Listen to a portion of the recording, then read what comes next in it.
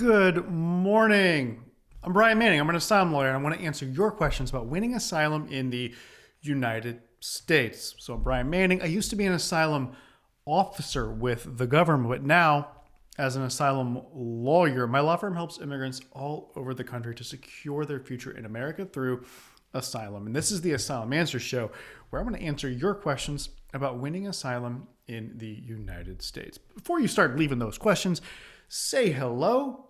Let me know where you're watching from. Love to see where you guys are at, where all of our followers, our community of asylum seekers and people who care about asylum seekers, love to see where you guys are at. So say hello in the comments. Let me know where you're watching from.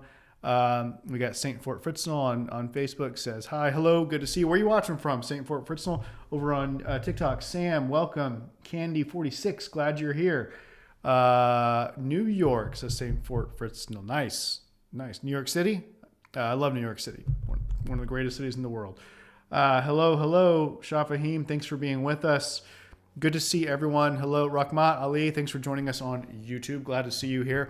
Again, I'm Brian Manning. I'm an asylum lawyer. My law firm is called Political Asylum Lawyers. That's the name of our law firm.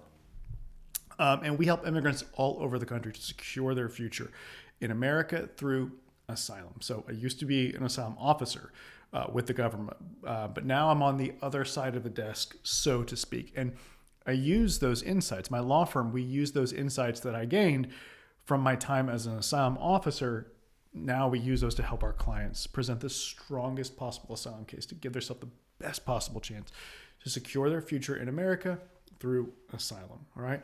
Say hello. Good afternoon. Good morning, depending on where you're watching from, whether it's still morning or afternoon. I'm in Texas, where it's morning, but a lot of you are on the East Coast, where we just tipped into the afternoon. Out in California, still early morning, where a lot of our clients are.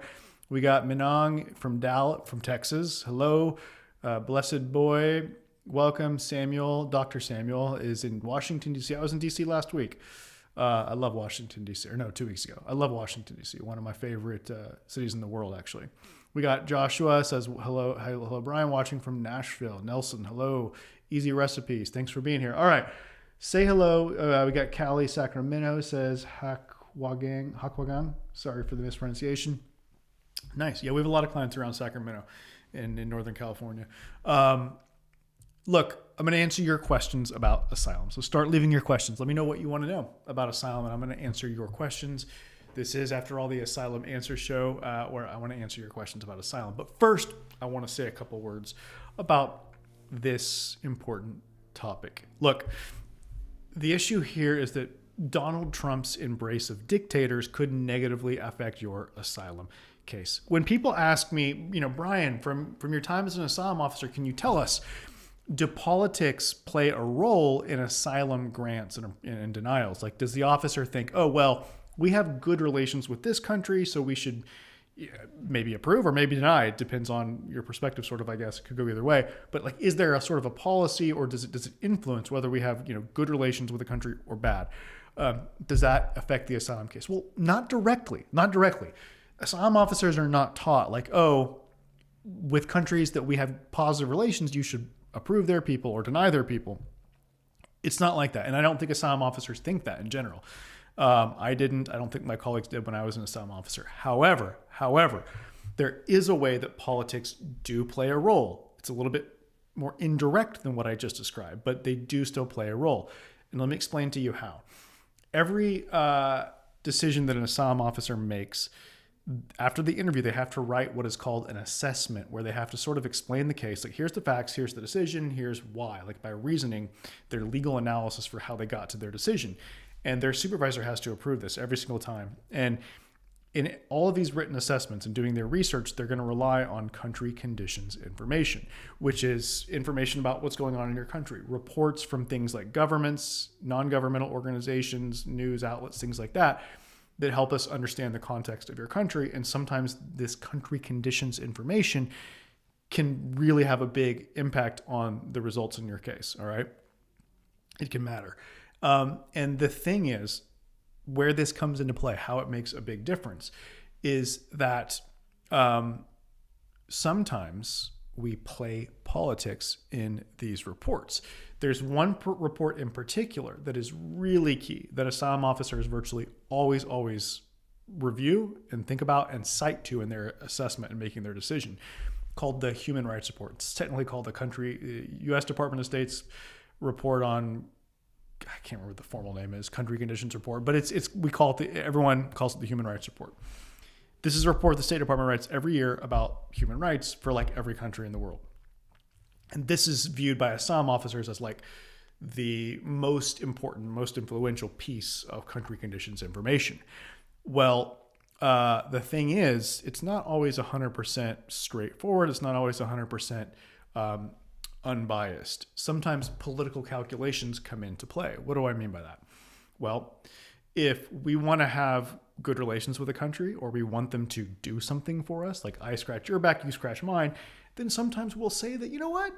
There's been improvements in this country. Things are looking a little bit better in the human rights sphere. The government's trying to cut back on persecuting people, right? We'll include language that is a little bit softer than what it probably should be. We will minimize the human rights abuses in a country if we want them to do something for us, or we want them to be a closer ally. And the reverse is true for some countries that we just really want to stick it to them. We really want to make them look bad. We want to shine a light on their atrocious human rights record. And so we'll really use tough, strong language to really stick it to them, basically. How do I know that politics come into this, that we make these kinds of deliberate calculations about how tough to be on a country or how easy to be on a country based on political concerns? How do I know this? Well, look, I have participated in writing the Human Rights Report. So before becoming an asylum lawyer, I was an asylum officer, right, with USCIS. But before that, I was a diplomat. And it's our diplomats that write this report. Our diplomats, we work for the U.S. Department of State at embassies and consulates abroad, and that's the people who write these reports. And so I've participated. I've actually literally been involved in the process of creating this report for multiple countries. And so I know about the negotiation that goes back and forth between the embassy or consulate abroad, the U.S. embassy or consulate that's writing the report, and the people back in Washington at the State Department who are getting sort of pressure from above, from like the State Department top people, and they're getting pressured from like the National Security Council, the president's political people. So what I'm saying is I've seen firsthand this negotiation of like, well, no, I think we should use a lighter tone with this country, even if it's not really warranted. Now, why am I bringing this up right now? Well, look, Donald Trump embraces dictators. Okay, he did this his first term, but it looks like he's poised to possibly go much, much further the second term. We've seen Donald Trump have negotiations with Nicolas Maduro, or Trump's people have negotiations with Maduro in Venezuela to negotiate a prisoner swap in exchange for Venezuela accepting deportation flights. And there's talk about further normalization of relations between the countries. We've seen Trump speaking with Vladimir Putin. There's talk about the U.S. and Russia trying to negotiate an end to the war in Ukraine, and probably leaving Ukraine out of those negotiations. And we've seen Trump in the past say things about dictators elsewhere, like in Orban in Hungary, Kim Jong-un in North Korea. What I'm saying is, if the United States moves closer to these authoritarian regimes, well, we might, in the next human rights report that comes out every year, usually in the late spring or early summer, we might talk a little bit nicer about them, So if you're coming from a country that has one of these authoritarian, regimes where they persecute the citizens broadly, in the past, we might have had really good language that supports your case in the human rights report. But if Trump wants to be buddy-buddy with these guys, well, the next human rights report might be a little bit kinder to your country, to your country's government. And that can hurt your case. The asylum officer can say, well, look, it looks like things are improving in India. It looks like Modi, they're making some steps to try to do a better job in respecting human rights. Or same with Russia or all these other countries from which we have a lot of asylum seekers, because they're regimes that persecute their citizens broadly. So the officer in your case will say, well, look, they're getting better. I think it's okay now. I think it's getting better. I don't think you really need asylum here after all. Because remember, to win asylum, it's normally not enough to just to show that you've been persecuted in the past. Rather, you also have to show that you remain at risk in the future, that you have what's called a well-founded fear of future persecution. And, in a lot of these cases, the asylum officer will say, well, I know some bad things happened, but that was a long time ago. And look, the reports for your country, from my country's government, from our foreign ministry, our State Department, says that, things are getting a little bit better. It's a good trend. Like they're starting to respect human rights. They're starting to take it seriously. They're prosecuting the bad guys who commit these abuses. So it's like, you'll probably be okay. It looks better, right? That can lead to a denial in your case. What I'm saying is that even if conditions haven't really improved, sometimes they look like they've improved to the asylum officer because key government reports from the U.S. government especially make it look like they're better, even if they're not. Why do they make it look like they're better? For political reasons, because they're playing political games with these reports. So Trump moving closer to these authoritarian regimes may hurt your asylum case. What should you do about it? The sooner that you get your asylum interview, in my opinion, the better. Even apart from this question, this whole topic that I'm talking about today, apart from that even, it's just generally speaking, better to have your interview as soon as possible, okay? For various reasons. But this phenomenon of Trump cozying up to dictators makes it even more important. You want to get your interview while there's still that unfavorable language in our human rights reports that's not as soft on them, okay? You want to have your case considered and decided while the United States government still more or less views these countries as pariahs, and we're not praising them in our human rights report or other key government documents. How do you do that? A mandamus lawsuit. I talk all the time about this. It's something that my law firm does a lot. We've done it a ton lately, and it works. It's where you sue the federal government you sue USCIS and other entities from DHS, Department of Homeland Security, in federal court, and you're asking a federal judge to tell USCIS to do its job. You're saying, look, you need to do your job. You need to give this person their interview. If you've been waiting for multiple years, then you might be able to have success with this lawsuit and get your interview quicker than you ever thought possible, and get your decision really quickly after that interview. That's winasylum.com is where you can go to get a consultation with us so that we can talk about this in a lot more detail, see whether we think it's a good fit for you, a good solution for you. WINASYLUM.com. That's winasylum.com. Go to winasylum.com if you want to see if we think that this might be a good option for you to give you the best possible chance of securing your future in America through asylum. All right. For those who just joined more recently, I'm Brian Manning. I'm an asylum lawyer. My law firm helps immigrants all over the country to secure their future in America through asylum. We help immigrants all over the country. It doesn't matter where you live. We're based in Texas, but it doesn't matter. Like, we help people all over the country. I was in Seattle last week for an asylum case. My colleagues are traveling all the time to other places. We have lots of clients in Florida, New York, California, both around San Francisco, Los Angeles, all these places, Chicago, Atlanta, everywhere in between. We've got clients all over. We help people all over the country, so it doesn't matter where you live. If you want to see if we might be able to help you, it starts with a consultation. Go to winasylum.com, WINASYLUM.com, winasylum.com. Go there right now and schedule a consultation. By the way, friends on TikTok, friends on LinkedIn, friends on Facebook, go to YouTube, okay? YouTube is where I have all my best stuff. I've got some really, really detailed training videos, like full-length tutorials about topics that you need to know about. You really need to know about. You need to study this if you want to give yourself the best possible chance of winning your asylum case. Go to YouTube and search for political asylum lawyers. News Nation says, you are the best. Thank you on News Nation on TikTok. That's interesting. Yeah. So this goes exactly to what I was saying. Man, you have a strange username. It's got an Apple, etc. etc. It says on TikTok, it says, I had my interview recently after 10 years. The officer was more interested in the current conditions. See, this is what I told you earlier. It's not enough just to show that bad things have happened or that you were persecuted in the past. They care about what's going on now. They care about whether the people that harmed you in the past still really want to hurt you, and they care about the conditions there.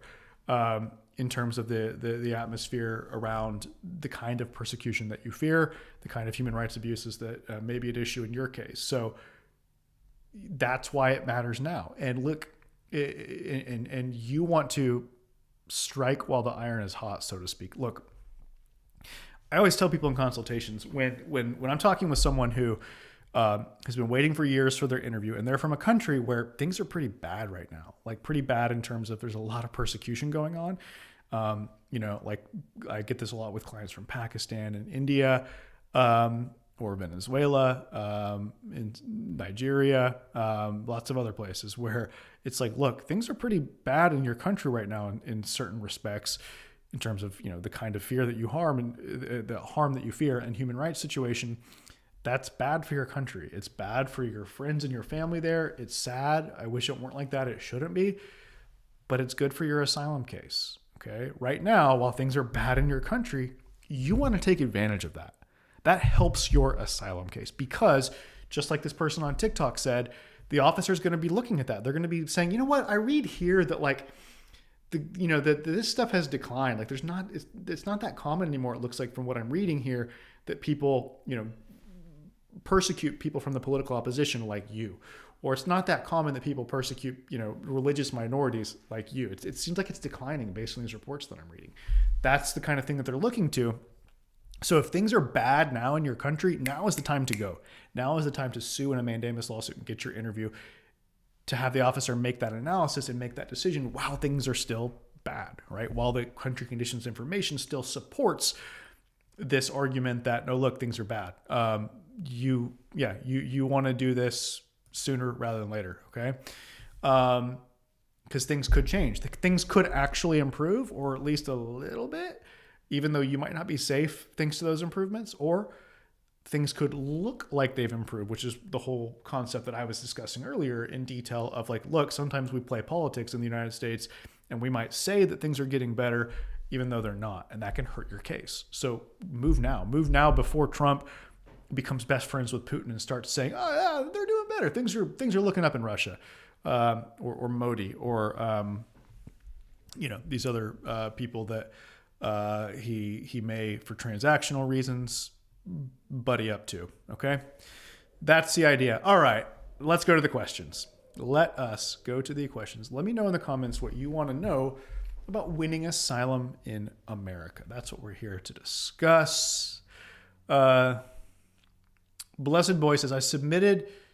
Wait, hold on. When can we? Mohammed says, when can we sue USCIS for processing time based on asylee?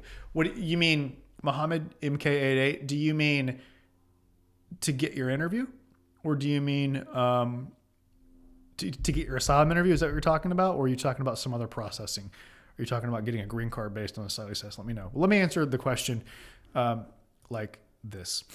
The question is this.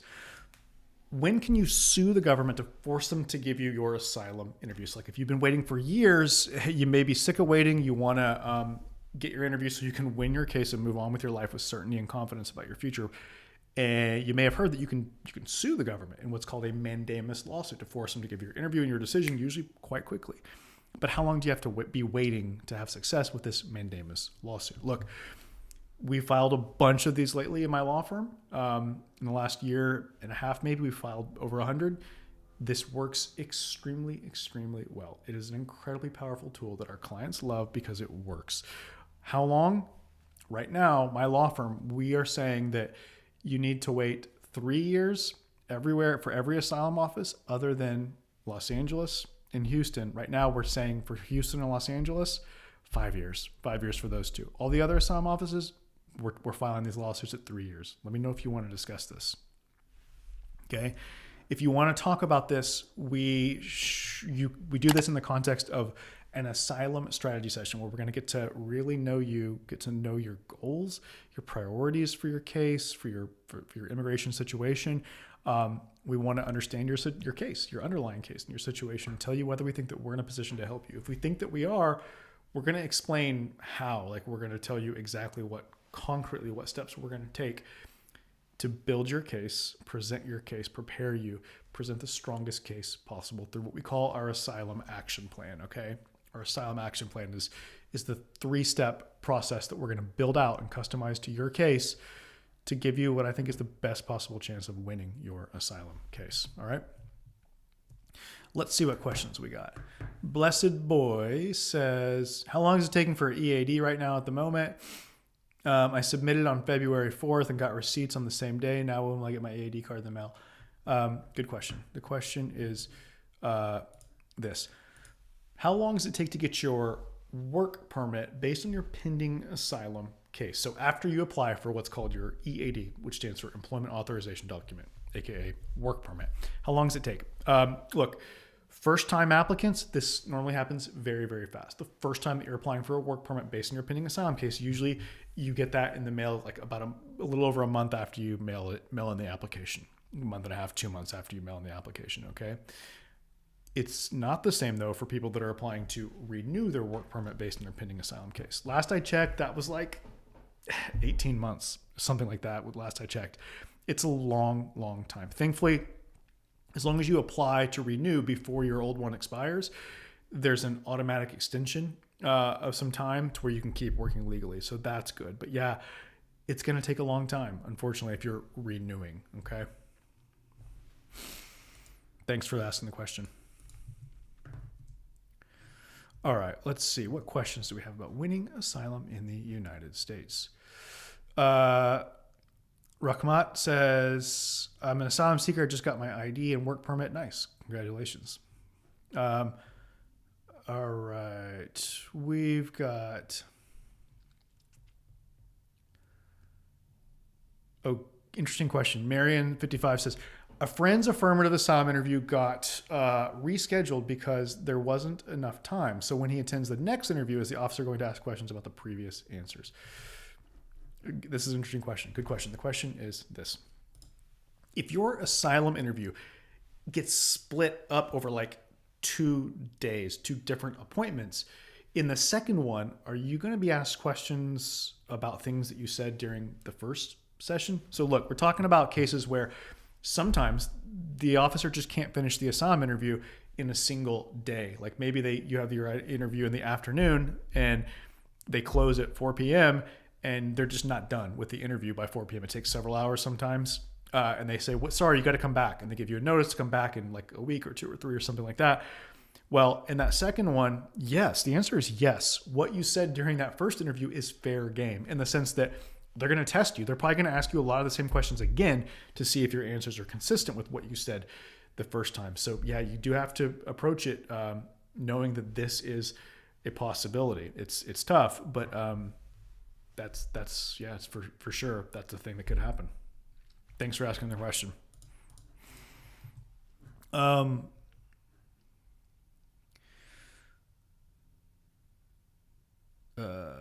right.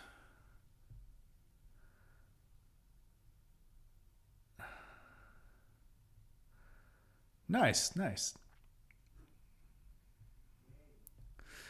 Artwell says, Mathimbu says, is it possible for one to claim improper procedure after an asylum office interview if the officer kept on interrupting you while you were trying to answer the questions? Good question. I'm sorry to hear that happened in your case. I'm sorry to hear that. That's tough. The question is this.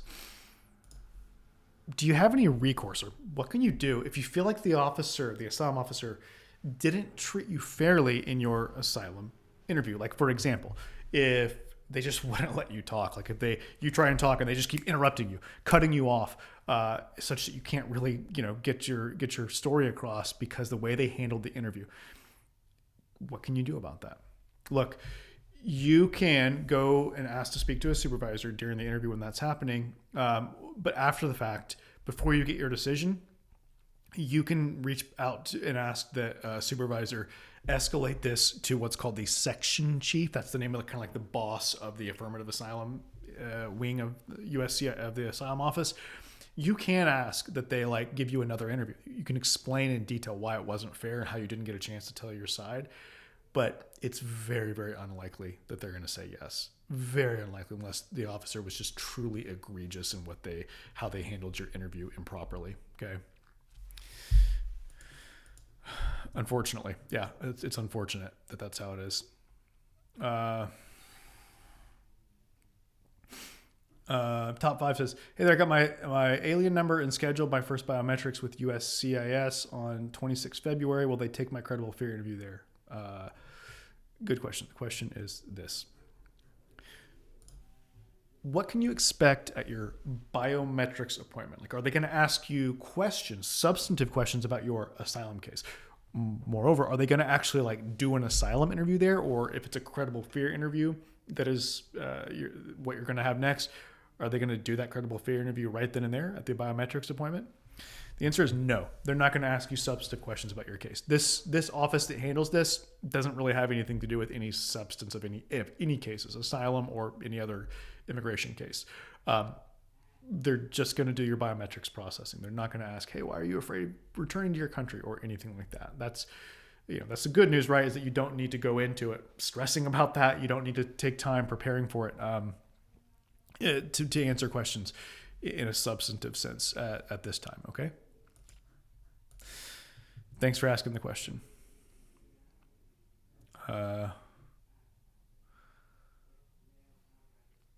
Daniel Ribera says hi from Kansas. Nice. Daniel, I'm from Oklahoma originally. I grew up in Oklahoma next to Kansas. So same part of the world for sure. OAE, Leonardo, what is your... We've been in touch, right, Leonardo? Where I wonder where your case stands. Good to hear from you. On YouTube says, OAE just sent a commission to Brazil to investigate freedom of speech violations. Could this be used to support a case, even though other reports say it's a democratic country? Yeah. I mean, look, any country conditions report from like a reputable entity, including OAE, could be helpful. Like just saying that it's not democratic isn't really going to help much. Those reports are much more helpful when they talk about actual like persecution. But yeah, I mean, it could be helpful. Yeah, it's definitely worth considering at least using it. All right. Antonio says, Luamba says, I haven't submitted my asylum form. Advise which state is better to send it to. Good question. The question is this: what state should you apply for asylum in? So look, if you haven't yet applied for your asylum, you may be thinking, okay, can I give myself an advantage by like applying with a certain state, which is to say, is it easier to win asylum in some states than others? So look, first of all, you got to understand how it works is you get assigned to the asylum office based on your address where you're living at the time that you apply for asylum. Okay. First of all, you should be applying online. Don't apply through mail. I recommend strongly that you apply online. And when you do that, they're going to use the address where you live. And you don't get to choose. You don't get to say, oh, I want my case in that office or that office or that office. However, you can move before you apply. You can move to the state in which you want to have your interview. So the best place to be an asylum seeker overall is California, okay?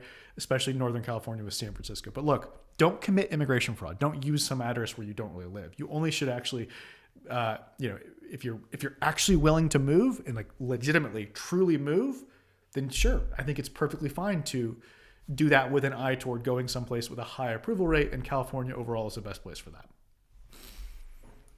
Okay?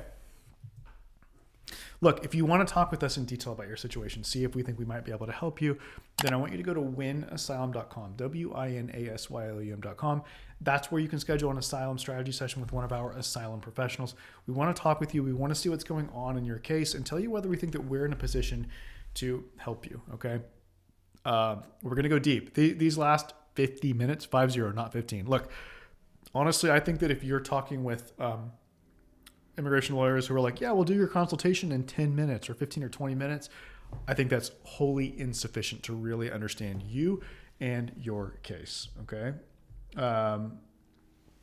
It takes a minute to really, for us to really go deep and understand you and your priorities and to really understand your case and then explain to you exactly how we think we might, if we think we can help you, to explain to you how, that takes a while. It's not something that should be done, in my opinion, in my strong opinion, in 20 minutes, okay? Leonardo says, thank you so much, Brian, for all your great job, Brian. God bless you. Thank you. Very kind of you to say that. I appreciate that. Thanks, Leonardo. Dere Teshome says, does the pending asylum application of a sibling affect my case? Good question. The question is this. Will your siblings or other family members pending asylum application affect your asylum case? Look, not necessarily. The asylum officer cannot use something from your family member's case in your case without permission from both of you. Sometimes it makes sense to give that permission. Sometimes they ask for it. But even if they don't have permission to technically formally use evidence from like your sibling's case in your case, they could still get knowledge from it, right? That they use to sort of inform their questions that could negatively or positively impact your case. So the bottom line is it won't necessarily formally impact your case, but it could informally. But at the end of the day, look, you got to focus on you and winning your asylum case. You definitely can't rely on being helped by your family member's asylum case. You got to present the strongest case possible for you and how you meet the asylum requirements. I mean, I would add that, look, like if you have a family member that won asylum based on, similar case, like similar circumstances to what you're facing, then it's worthwhile to, yes, let the officer know about that. It doesn't technically give you, any sort of like points or boost or whatever, but it can only help, I think, a little bit probably subconsciously in the officer's mind, if not like consciously. Okay. Wahid says, can I expedite or remove my master calendar hearing in immigration court based on my documented mental health issues and current situation in my home country and family threat? I'm sorry to hear about that, Wahid. I hope you're getting help for that. And I hope it gets better. The question is this. What can you do if you just don't want to do your master calendar hearing in immigration court? You want to speed things up and just get this process done as quickly as possible so you can win your case and secure your future in America as soon as possible. Look, yeah, usually you can skip the master calendar hearing. We're talking about immigration court where there's typically two hearings, master calendar hearing and individual hearing. And if you can ask the judge to cancel the master calendar hearing and go ahead and schedule the individual hearing, which will speed the case up overall. But to do that, you have to do what are called written pleadings. You basically have to do in writing what would normally be done in person on the day of a master calendar hearing in order for the judge to be like, okay, we don't need to do the master calendar hearing because we got done in paper what would normally be done that day. We do this.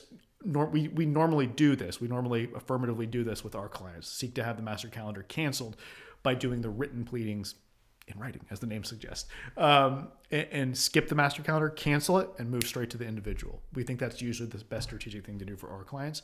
So that's what we do. You don't have to have a lawyer to ask to do that, but to do the written pleadings on your own and do this motion on your own, it's probably a little tricky. Okay.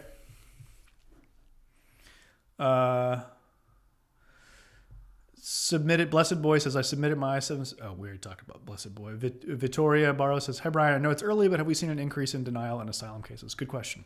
Very, very important question. The question is this.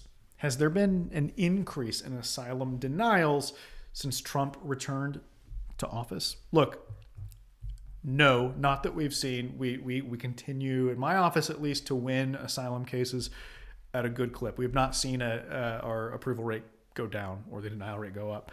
But I think it will happen. I do think it will happen. I think that with every passing month that Trump is in power, I think it will be harder and harder to win asylum, both because of actual formal policies that are implemented over time, with more and more of them sort of stacking on each other, but also just because of the general anti-immigrant atmosphere that Trump is bringing with him in this administration. I think that takes some time to sort of really take root, to really take hold. So I think that with every passing month, it's going to be harder. I think approval rates are going to go down increasingly over Trump's tenure. So what should you do? If you've been waiting for years for an asylum interview, I recommend that you consider suing the government to force your interview and get it as soon as possible before that happens. Okay? We do that in the context of a mandamus lawsuit. Thanks for asking the question. Yeah, we do this. We filed a ton of these lately. This asylum delay lawsuit where we're asking the government we're telling the government, we're asking a judge to tell USCIS, you got to do your job. You got to give this person their interview. This delay of multiple years is unreasonable and it's not okay. Therefore, you need to give them the interview and the decision right away. All right. It's an extremely powerful tool. It works. Our clients love it because it works. All right.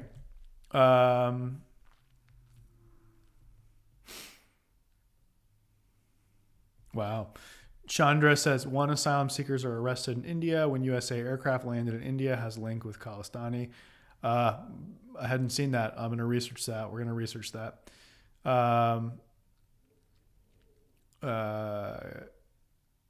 Yeah. Thanks for flagging that.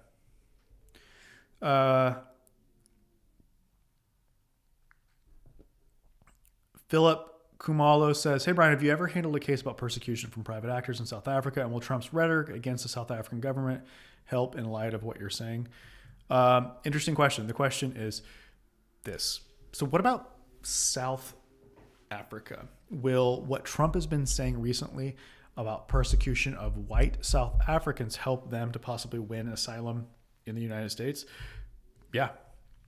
Look, I'm definitely familiar with these cases from South Africa of white South Africans who've had problems because of race, and the overtures that Trump is making, the criticism that Trump is making of the South African government, and the fact that he's basically saying for our refugee processing to prioritize white South Africans, that is something that can only help to make your case for asylum from South Africa for white South Africans. It could help. It's something that you should take advantage of while it lasts if you're a white South African asylum seeker. All right. I love South Africa, by the way. I've been there a couple times, studied at UCT for a semester in Cape Town, one of my favorite cities in the world. Cape Town's awesome. I love Cape Town.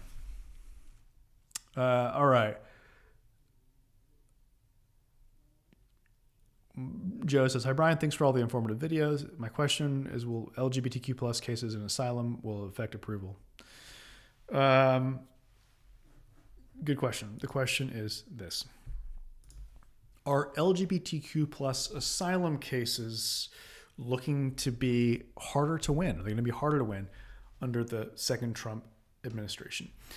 Look, I don't think the law or official policy or interpretation about these kinds of cases is going to change, which is good news because, there are other categories of asylum cases where these things are going to change. Other like formal interpretations that are going to make it harder for example, victims of domestic violence to win asylum, to qualify for asylum, and some other things like that. I don't think it's going to be like that for the LGBTQ plus community, but I think there will be an overall increase in asylum rejections over time, especially with Trump, that will affect these cases as it will all cases. So if you've been waiting for your asylum interview for years, I recommend trying to force your case forward now and get your interview and your decision as quickly as possible before these negative effects become really fully realized and felt in the coming months and years. And we do that through a mandamus lawsuit.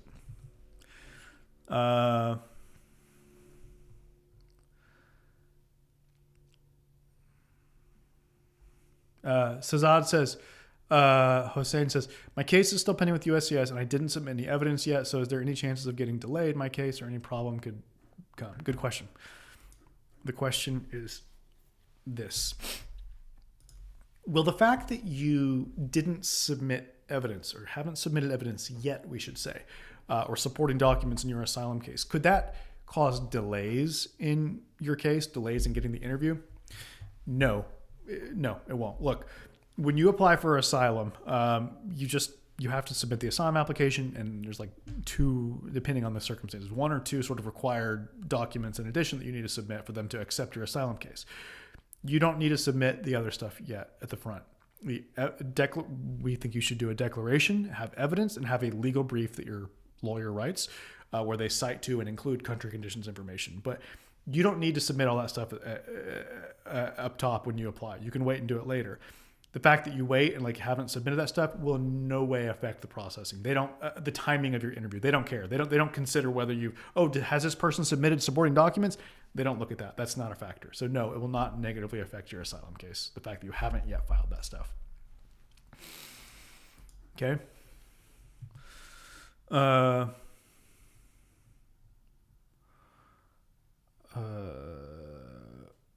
Nice.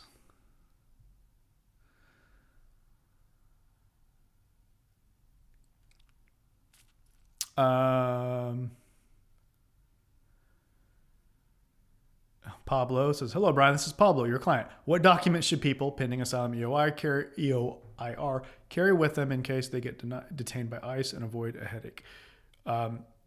A copy of the receipt notice from your asylum application that says that you have an asylum application pending. And if you have your work permit already, you should carry that with you as well. Listen, I think that having an asylum application pending is the best way to protect yourself from being detained. And if you get detained, it's the best way to protect yourself from being deported, especially deported quickly. And let me address it like this. The question is this. So what can you do to protect yourself from being detained by ICE and being deported? Look, there's no guarantees here, but I firmly believe that having an asylum application pending is the best way to protect yourself. First of all, if you're not in deportation proceedings, it's the best way to protect yourself from being put in deportation proceedings. It's also, I think, the best way to protect yourself from being detained and the best way to protect yourself from being deported rapidly under Trump's expanded version of what they call expedited removal, where some people who get detained are deported literally within days of that detention. Having an asylum application pending, I believe, remains the best way to protect yourself from these things, okay? The government has in the past respected the asylum process and let it run its course before deporting someone. And even Trump's own people, Trump's border czar, Tom Homan, has said they're going to do that. They're going to keep respecting the process. Whether they will, I don't know. I don't know if they honestly will. But right now, it's the best way to protect yourself. Yeah. Look, I'm not suggesting that anyone apply for asylum frivolously. If you don't fear being harmed in your country, you probably shouldn't apply for asylum. But look, if you fear being harmed in your country and you have not yet applied for asylum, I think you should talk with an asylum lawyer right away about whether it makes sense for you to apply, because look, I do think this may be the best way to protect yourself from these bad things we've talked about. Okay.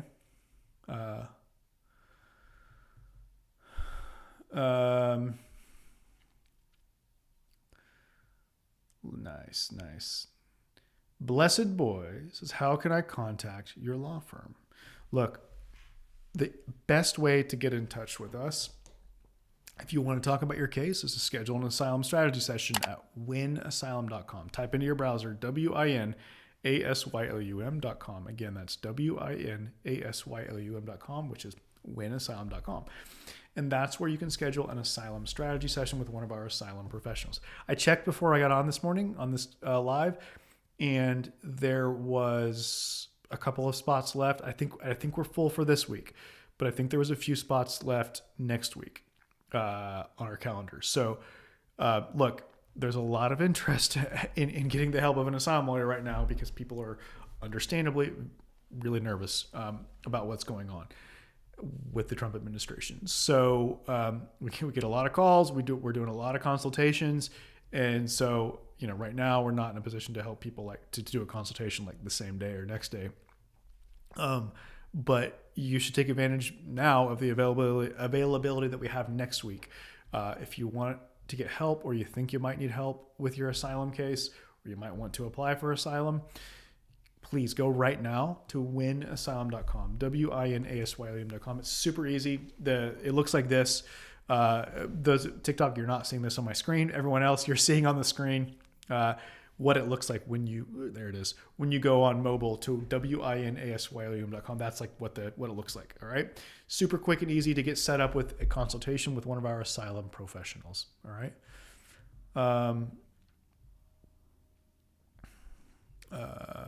Nice. Oh, interesting question. Tassawar says, hello, sir. If you are on B2 visa and you apply for asylum after 1 month of coming to the USA, is your B2 visa status still valid or canceled? Good question. The question is this. What if you come to the United States on a tourist visa and then you apply for asylum like right away within weeks or let's say a month of coming here? What happens to your tourist status and your tourist visa? Does applying for asylum like take away your tourist status, take away your tourist visa? The answer is no, it doesn't formally or automatically do either of those things. It makes it such that you retain your tourist status. Applying for asylum does not affect it. Even a negative asylum decision where they say you're not qualified for asylum, even that does not make you lose your tourist status. Usually when people come to the United States on a tourist visa, they get tourist status for like usually 6 months, right? Even if you get a negative asylum decision, you don't lose that. You get to stay here for those 6 months, but you're supposed to leave before then. However, it will be very difficult to come back to the United States, if not impossible. Even if they don't cancel, they probably won't actually formally cancel your tourist visa, but it will be almost impossible to get back in probably later if you leave and then try to come back on your tourist visa after having applied for asylum, okay? The idea being like, look, you came on a tourist visa, which means that you had signaled that, you wanted to come for like tourism type purposes, for a visit, a temporary short visit, but then you ended up applying for asylum, which is you signifying saying, hey, I want to stay here like permanently. And that's inconsistent with how you're supposed to use a tourist visa. Therefore, we believe that you're probably going to do that again. You might lie again and try to stay here permanently. So we're not going to let you back in on a tourist visa in the future. So the bottom line, Tassawar, the bottom line is that if you apply for asylum, you should not expect to come back to be able to enter the United States again on a tourist visa. Okay. It's not like a 100% sure thing, but my recommendation is that's how you think of it, is like you should not expect to come back on a tourist visa. Okay.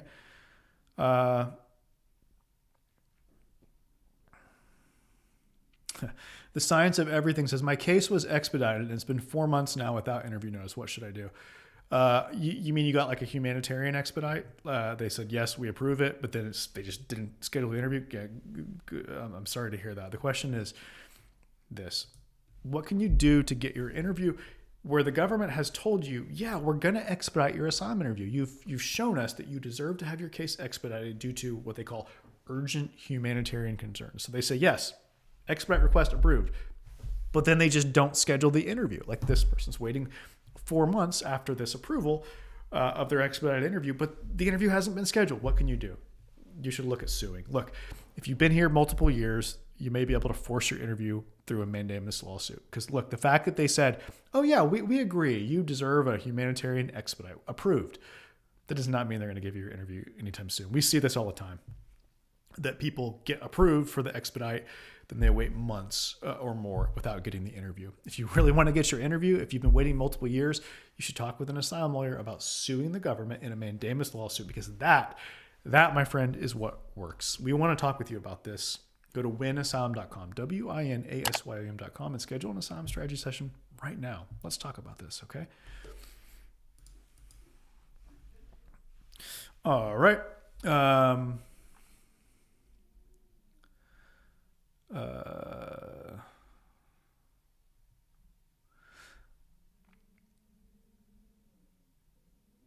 Nice.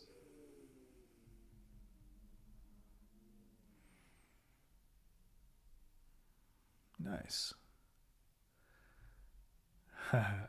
Good question. All right. So the question from John is, but will the mandamus make them deny my asylum? Good question. We get this all the time. The question is this: will suing the government in a mandamus lawsuit to force them to give you your interview, will that actually be counterproductive in the sense that, could it hurt your underlying asylum case? Look, I understand. I get this. This concern makes sense. And we get this question all the time. I can see where you might think that, maybe they'll hold it against you when it comes time to do your asylum interview. That asylum officer who does the interview might think, how dare you sue the government? I'm going to punish you and hold it against you and deny you because of that. No, I don't think that'll happen. Three reasons. First, the officer who does your asylum interview, they might not even know that you sued the government to force your interview. When I was an asylum officer with the government, we didn't even know that someone had sued to get in front of us. Second, even if they know, I don't think they're going to care. It's the United States. We sue all the time. It's not a big deal. Also, it's reasonable that you would take this action to finally get what's owed to you. Third, they can't use it as a negative factor against you. They cannot use this as one of the factors they point to justify a negative decision. So look, no, I don't think it's going to hurt your case at all. We've been doing this a ton lately with a lot of success, and I can tell you I'm fully confident it will not hurt your underlying asylum case. Okay? I get the concern. It makes perfect sense. It's rational, but thankfully, the bottom line is that no, I don't think it will hurt your asylum case at all. All right? Benjamin says, I had my interview on October 4th, 2024. How long will I wait for my decision? Good question. The question is this.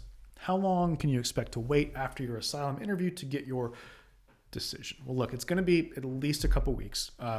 If it's a pickup case where they've asked you to come back into the asylum office and pick it up in person, it's going to be 2 weeks after the date of your interview.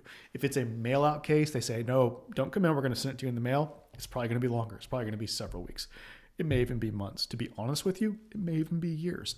If you have had your case pending for several years, you can sue to force that decision. Like if you're sick of waiting and you waited months after the interview and they haven't given it to you, then you can consider a mandamus lawsuit to force them to give you your decision. I talk about this lawsuit all the time in the context of forcing an interview. Well, guess what? You can also force it, and we've used it to force the decision after the interview. If you've been waiting multiple years from the time that you applied, not the time between the interview and now, if the time from application to now is several years, we should talk about suing the government to force your decision through a mandamus lawsuit. Okay? All right.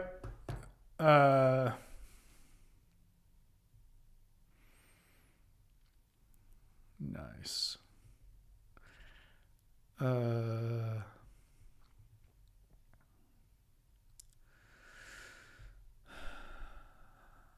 Jamaica and country conditions, can you win? Says Rahim.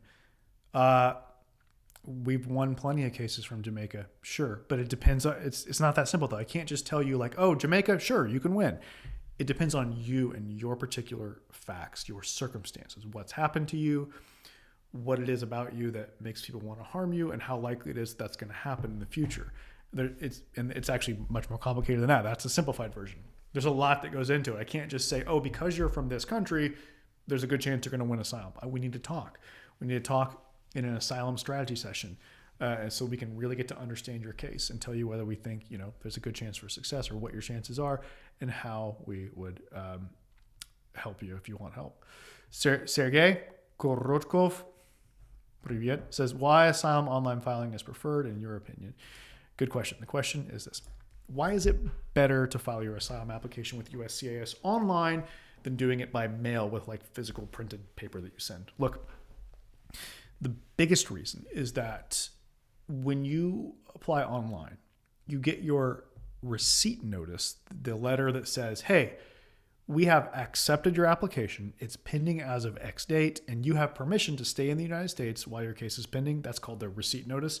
You get that receipt notice sometimes immediately upon hitting submit, but usually by the end of the next business day, you get that receipt notice. As where with mail, by like paper, sending paper by mail, it's going to take several months. We've been seeing like 8 to 12 months to get that. You want that document. That document's important because it's probably the best thing to protect you from getting detained and deported quickly. Okay, if you have problems or if you have run-in with the authorities.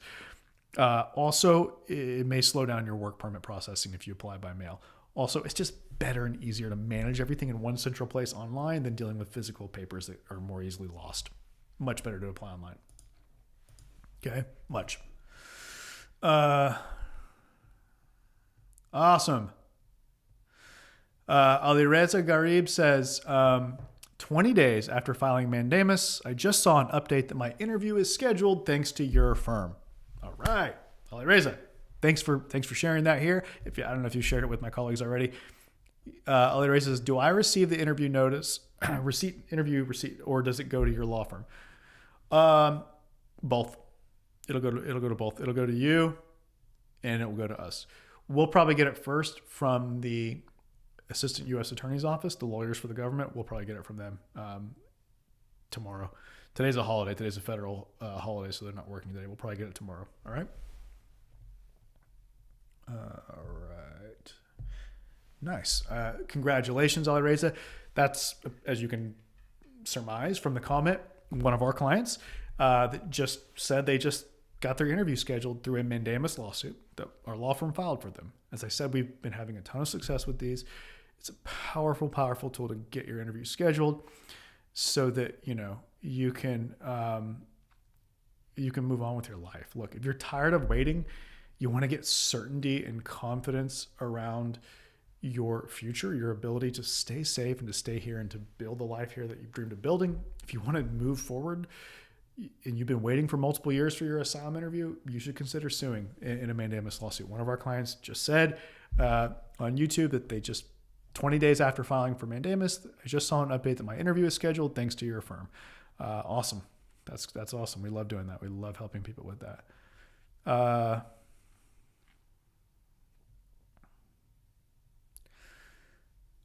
Carolina Gutierrez says, Carolina here from Houston, Texas. Nice. Thank you for all you do. You're welcome. Can you apply for EB1, 2, or 3 visa while your asylum case is pending? And are you out of J1 status after applying for asylum? Good question. The question is this. While you have an asylum application pending, can you apply for other status, like, for example, an EB1 or EB2 status? Also, what happens to a status that you had at the time that you applied for asylum, like J1 status? Do you lose that because you applied for asylum? Second question first. No, you don't automatically lose your J1. You don't automatically lose your tourist status, anything like that because you applied for asylum. It is possible that you could be unable to renew it, or it is technically possible that you lose it, but it's definitely not automatic. Okay. Normally you don't lose it. Can you apply for something else like EB1, EB2? Maybe. It's tricky. It's complicated. And I'm not the person to help you with that or to answer that question definitively. It's not what we do. All we do is asylum. We do asylum all day, every day. If you want to get more confidence about like understanding the system for possibly applying for something like EB1 or EB2, talk with a lawyer who focuses on that kind of case. Okay. Thanks for asking. Look, we do asylum all day, every day. And I think honestly that you should I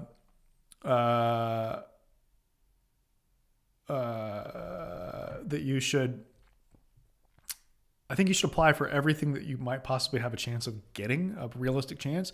But I don't know. I don't do business-based or employment-based or investment-based immigration cases, and it's not my area.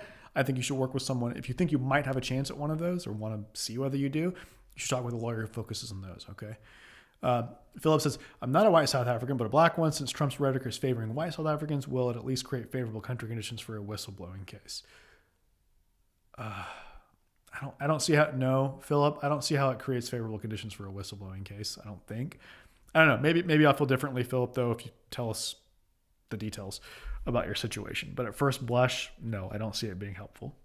All right. STCA, Billy. Tricky. It's too complicated to try to address on a YouTube answer. Sorry, man. Do you think that after the deportation slowdown, they'll give blanket citizenship to the people left that are here for a long time? No. Unfortunately, no, I do not think that at all. Alan Blind, no.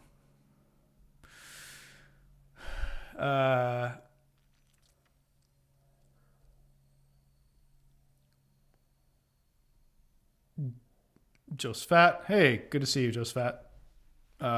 Thanks for commenting. It's always great listening to you. Are the asylum applicants who fear targeted by gang groups still eligible for asylum currently?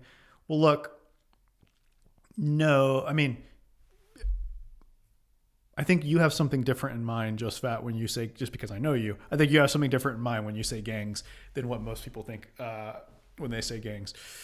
The short answer is like, no, being targeted by a gang is not in and of itself enough to give you asylum, because usually that persecution is not considered on account of or motivated by the fact that the asylum seeker possesses one of the 5 protected characteristics under U.S. asylum law: race, religion, nationality, political opinion, or membership in a particular social group. But there are certain cases where traditional gang persecution cases can fit under one of those categories. It's tricky though. It's very fact intensive. We have to ask you a lot of questions about your situation if someone fears being harmed by a gang. For the Mungiki, there's a better chance actually in the Kenyan context. There's a better chance that gang persecution will have an element of like race. That might qualify for asylum than the gang context of like Central America.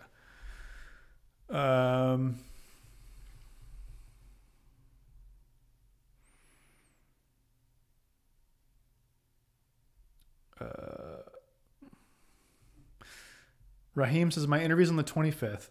I'm very nervous. I'm dealing with depression and TPSD. Sorry to hear that, Raheem. 25th of February. Unfortunately, it's probably too late for us to be able to help you. But look, I hope it goes well. And go to Raheem. You're on my YouTube channel, or at least you're watching this on YouTube. Go to YouTube and search anyone who wants help with asylum. Go to YouTube, search for political asylum lawyers. That's the name of my channel, and that's where you can find tons of information about asylum. I've got super detailed trainings, including Raheem. I've got a playlist that is like called Asylum Interview. It's all about the asylum interview. Everything you need to know about like what to expect, like what happens, how to answer questions, how to think about how to answer questions, what the officer really wants to know. Things like that, Raheem, you should go to YouTube, my YouTube channel, Political Asylum Lawyers. Under the playlist, look for the playlist that says Asylum Interview and interviews, and that's what you should be studying intensively for the next week before your interview. All right. Jamal says, affirmative asylum from Somalia. Do you think we can win? Again, as I told someone earlier, Jamal, I need to know a lot about your case. I need to know about your situation, like what it's based on and stuff. I can't just say, oh, just because you're from Somalia, yeah, you have a good chance to win. It's tricky. It's more complicated than that. So if you really want to get it, if you want us to be able to tell you whether we think you have a decent chance of winning, we need to do a consultation, what we call an asylum strategy session, which you can schedule right now at winasylum.com. That's WINASYLUM.com. That's where you can schedule an asylum strategy session where we can go deep and really get to know you, get to know your case, and then tell you whether we think we're in a position to help you secure your future in America through asylum. If we think that we are, we're going to explain to you how, like details, exactly step by step, what we would do, how we would craft what we call an asylum action plan to give you the best possible chance of winning your case. All right, that's what we would do in an asylum strategy session. Where is your office located in the U.S., says Sam, or SAM? We're based in Houston, Texas, but it doesn't matter. Like, it doesn't matter because we help people all over the country. All right. Joseph Schumann says, Brian, is it true that asylum interviews are getting scheduled super fast now? The question is this. Is it true that asylum interviews with USCIS are getting scheduled super fast after application these days? Yeah, it is. Look, the majority of people who have applied for asylum in the last few months have gotten their interview right away within like 1 to 3 months of applying. And this isn't a Trump thing. This was happening in the last few months of the Biden administration too. Why? Kind of complicated, but the bottom line is asylum officers are doing fewer credible fear interviews with people who come to the southern border because there's fewer people coming to the southern border. In the past, that's what's really created what kept people from getting their interviews quickly after applying, is the fact that asylum officers couldn't do asylum interviews, in-person asylum interviews, because they had to do phone credible fear interviews all day, because that's the priority of USCIS, is doing credible fear interviews, not asylum interviews. But now there aren't credible fear interviews, not many to be done, so they can do these asylum interviews. And now, if you apply right now, yeah, you should expect that there's a pretty decent chance that you might get your interview right away within weeks. Okay.